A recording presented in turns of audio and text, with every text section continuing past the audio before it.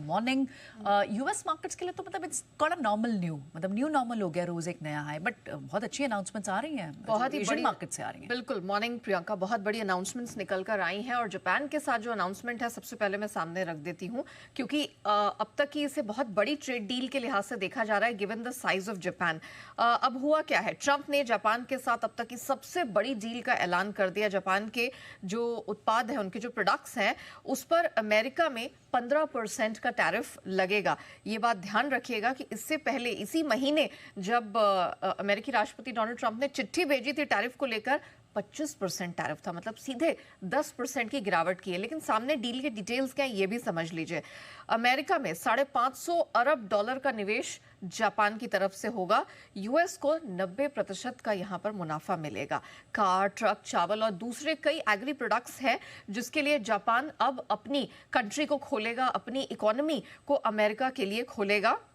और जापान के साथ ट्रेड डील से बहुत बड़ी संख्या में नौकरियां भी मिलेंगी, ऐसा भी ट्रंप का दावा है।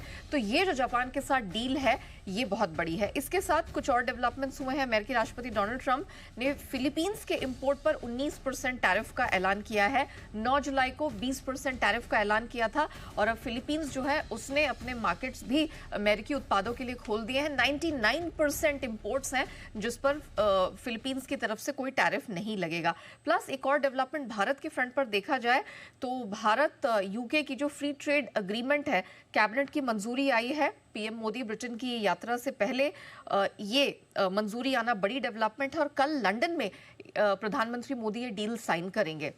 तो इंटरनेशनल फ्रंट पर बहुत डेवलपमेंट्स है। अब चूंकि आपने बात की यहाँ पर अमेरिकी बाजारों की, तो एस&पी में तो हम रिकॉर्ड क्लोजिंग देख रहे हैं। लगातार दूसरे दिन 6300 के ऊपर बंद होने में कामयाब रही। डाउ जोन्स दिन के निचले स्तर से 225 अंक रिकवर होकर बंद होने में कामयाब रही। हाँ, नैस्डैक की जो 6 दिनों की एक तरफा रिकॉर्ड रैली थी उस पर हमने ब्रेक लगता हुआ देखा, क्योंकि टेक स्टॉक्स में, एआई इनेबल्ड चिप्स में, वहां पर हमने देखा थोड़ी सी सुस्ती आई है। हालांकि अमेरिकी कंपनियों के तिमाही नतीजों पर फोकस है।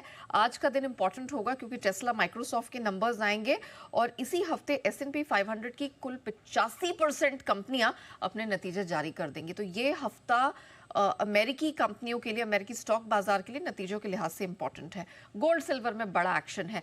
सोना अंतर्राष्ट्रीय बाजार में 5 हफ्ते की ऊंचाई पर है। घरेलू बाजार में हमने देखा ऑलमोस्ट 1.5 महीने के बाद 1 लाख के पार निकलता हुआ दिखाई दिया है।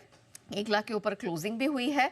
चांदी 14 साल की नई ऊंचाई पर चली गई है। $40 अंतर्राष्ट्रीय बाजार में, घरेलू बाजार में नया रिकॉर्ड हाई बना है, 1,16,000 रुपए प्रति किलो के ऊपर। कच्चे तेल में तीसरे दिन सुस्त प्रदर्शन देखने को मिला है। अमेरिका और ईयू के बीच में जो ट्रेड तनाव बढ़ रहा है उसका थोड़ा प्रेशर है। सऊदी अरब से जो तेल एक्सपोर्ट है 3 महीने की ऊंचाई पर चला गया है। Metals are in action. LME, copper, aluminium चौथे दिन मजबूत है और 4-4 महीने की ऊंचाई पर एल्यूमिनियम और जिंक जो है वो कारोबार कर रहे हैं। और राइट, सो इतने सारे पॉजिटिव संकेतों के बीच देखते हैं कि हम जिस रेंज में ट्रेड कर रहे हैं क्या उससे निकलने में कामयाब हो पाएंगे या नहीं। शुक्रिया नेहा, ये तमाम सारे संकेत ग्लोबल फ्रंट पे बताने के लिए, एशियन मार्केट के और साथ ही कमोडिटी मार्केट्स का इतना सारा एक्शन बताने